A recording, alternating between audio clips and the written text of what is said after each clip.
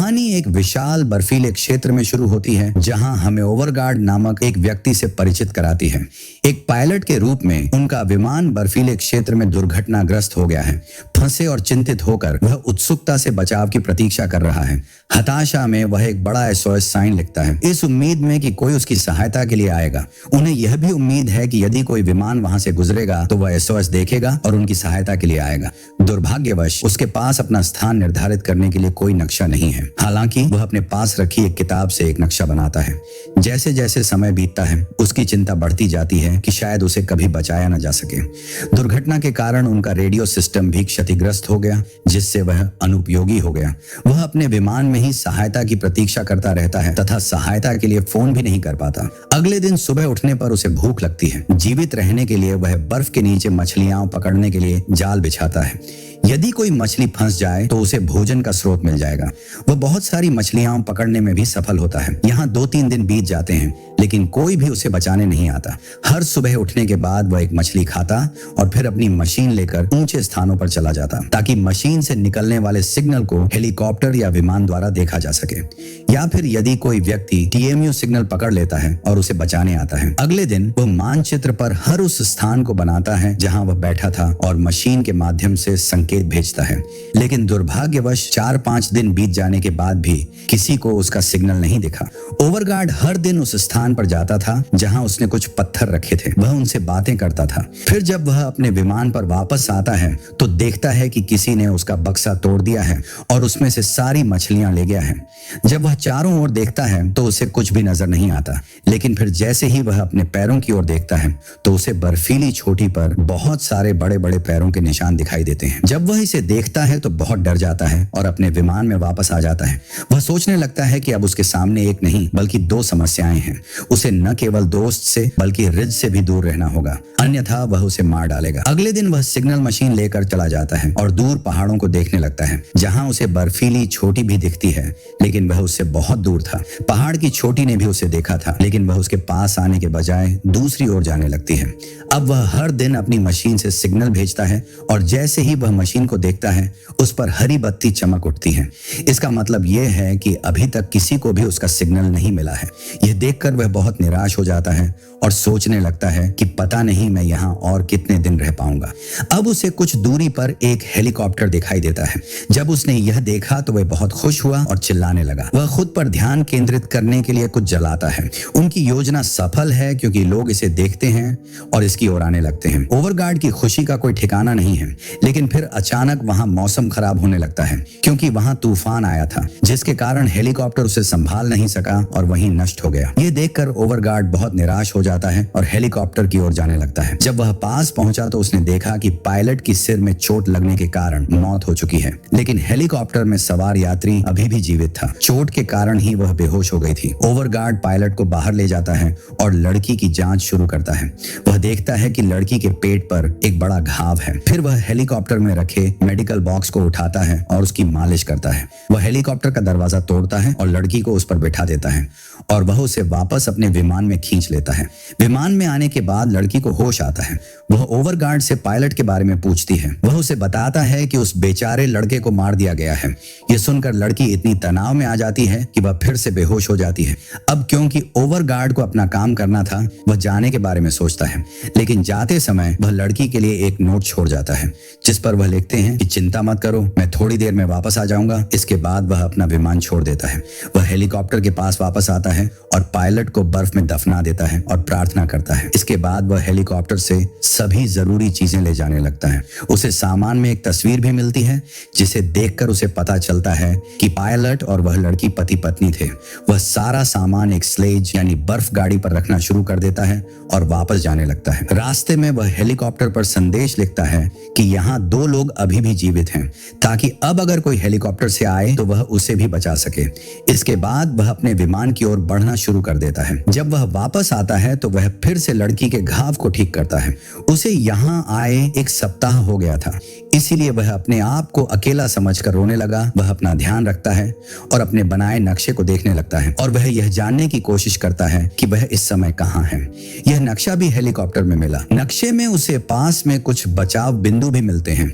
यानी वह जहां भी जाएंगे उन्हें बचाना संभव है। अचानक मछली पकड़ने के लिए उसने जो जाल बिछाया था वह शोर मचाने लगता है। जब वह बाहर जाकर देखता है तो पाता है कि उसके जाल में एक बहुत बड़ी मछली फंसी हुई है।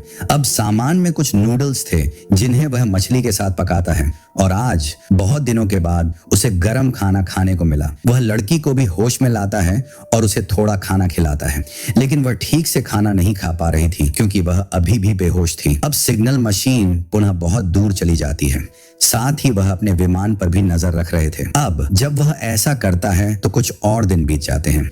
लड़की की तबीयत दिन ब दिन बिगड़ती जा रही थी। मेडिकल बॉक्स में रखी दवाइयां भी उस पर असर नहीं कर रही थी। सारी स्थिति को देखकर ओवरगार्ड पास के बचाव केंद्र पर जाने की सोचता है। उसने अपने साथ बहुत सारी मछलियां जमा कर रखी थी ताकि वह यात्रा के दौरान उनका भोजन बना सके। इसके अलावा वह पानी और अन्य जरूरत का सामान भी स्लेज पर रख लेता है।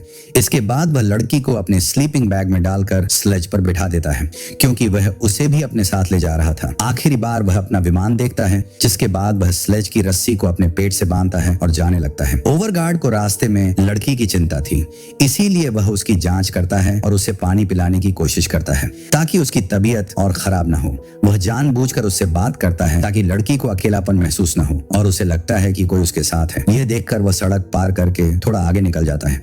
अब दिन गुजरने लगा और वह बहुत थक भी गया था, इसीलिए वह इस स्थान पर रुककर बर्फ की गुफा बनाता है और वहीं विश्राम करता है। इसके बाद वह पुनः आगे बढ़ता है। यहाँ बहुत ठंड थी और स्थिति बहुत कठिन थी, लेकिन इस मुश्किल समय में भी वह लड़की का ख्याल रख रहे थे, जो एक कठिन कार्य है। थोड़ा आगे जाने पर उसे एक पहाड़ी दिखाई देती है जिस पर चढ़ना बहुत कठिन था। वह इस पहाड़ी को देखकर बहुत आश्चर्यचकित हुआ क्योंकि नक्शे के अनुसार उनके रास्ते में कोई पहाड़ी नहीं थी। अब उसे संदेह होने लगा है कि वह गलत रास्ते पर आ गया है। फिर जांच करने के लिए वह ऊपर जाता है और देखता है कि आगे का रास्ता पूरी तरह से साफ है, तो जाहिर है वहां से आगे बढ़ना आसान होगा। इसीलिए वह सबसे पहले अपना सामान खींचकर ऊपर ले जाता है और जब वह लड़की को स्लेज के माध्यम से ऊपर ले जा रहा था तो वह बार बार नीचे आ रही थी क्योंकि वजन भारी था। वह उस पर चढ़ने की बहुत कोशिश करता है लेकिन असफल रहता है, जिसके बाद वह वहीं बैठ जाता है और रेस्क्यू पॉइंट पर जाने के लिए दूसरा रास्ता बनाता है।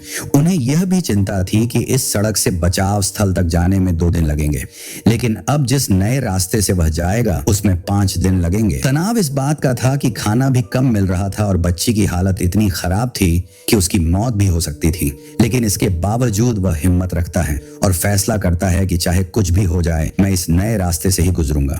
जिसके बाद वह अपना सामान नीचे उतारता है और इस नई सड़क पर चलना शुरू कर देता है। थोड़ा आगे जाने पर उसे एक गुफा मिलती है जहां वह रुकता है और खाना पकाकर लड़की को खिलाता है, लेकिन उसकी हालत और भी खराब थी। उसका शरीर काला पड़ने लगता है, ऐसा लगता है जैसे उसका खून जम गया है। इसके अलावा उनके चूल्हे की गैस भी खत्म हो गई थी। जब उसने यह देखा तो उसकी परेशानी बढ़ गई।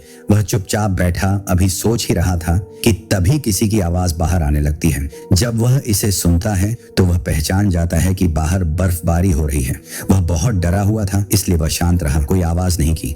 लेकिन इसी समय लड़की खांसने लगती है। इससे रिच को पता चल जाता है कि अंदर कोई है, इसलिए वह अंदर आने की कोशिश करता है, लेकिन गुफा का रास्ता बहुत छोटा होने के कारण वह अंदर नहीं आ सका। रिच इतना चतुर था कि उसने बर्फ तोड़ दी और अंदर आने का रास्ता बनाने लगा। ओवरगार्ड बहुत डर जाता है और अपने सामान में फ्लेयर गन ढूंढने लगता है जो उसे नहीं मिलती, लेकिन काफी खोजबीन के बाद आखिरकार वह उसे ढूंढ लेता है, जिसे वह जला देता है और रिच को डराता है। डर कर रिच भी वहां से भाग जाता है। थोड़ी देर बाद ओवरगार्ड बाहर आ जाता है और यह देखने लगता है कि क्या रिच आसपास है, लेकिन जब वह उसे नहीं देखता तो वह चुपचाप अपना सामान और लड़की को लेकर वहां से निकलने लगता है।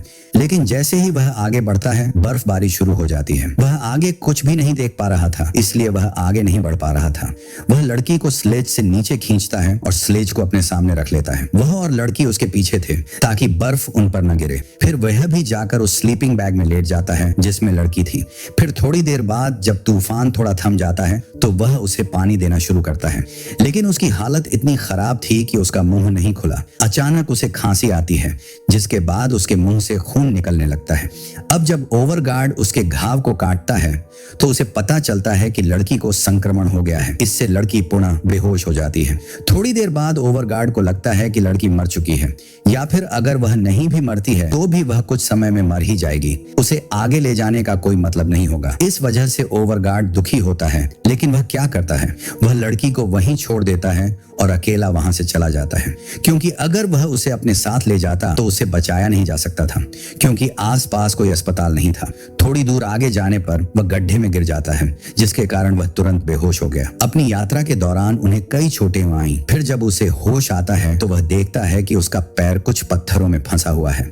वह बार बार वहां से निकलने की कोशिश करता है, लेकिन पत्थर इतने भारी थे कि वह वहां से निकल नहीं सका। वह बहुत डर गया और रोने लगा। वह तुरंत समझ जाता है कि अब मैं भी नहीं बचूंगा, मेरा मरने का समय भी निकट है।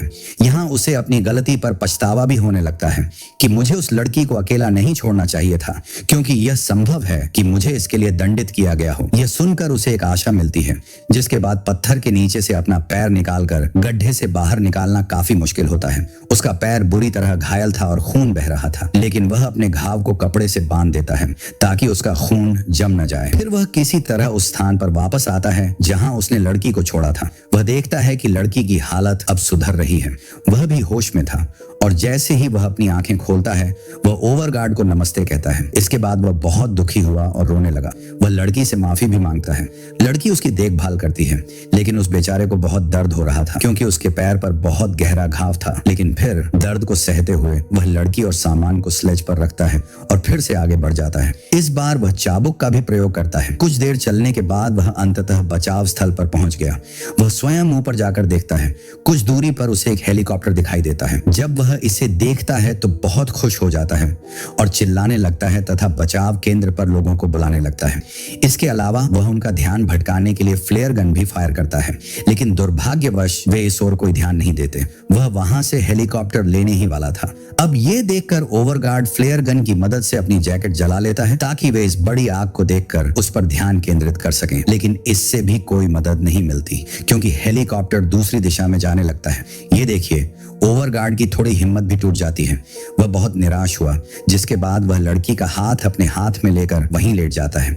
अब उसका सारा साहस जवाब दे चुका था, लेकिन फिर हम देखते हैं कि हेलीकॉप्टर उनके पीछे घूमने लगता है, जिसके बाद उन्हें तुरंत बचा लिया जाता है। ये कहानी वास्तव में साहस और हिम्मत की है। चाहे परिस्थिति कितनी भी कठिन क्यों ना हो, हमें कभी हिम्मत नहीं हारनी चाहिए। आई होप आपको ये कहानी पसंद आई होगी। अगर वीडियो अच्छी लगी हो तो इसे एक लाइक जरूर कर देना और चैनल को भी सब्सक्राइब कर लेना। मिलते हैं अगली शानदार वीडियो में।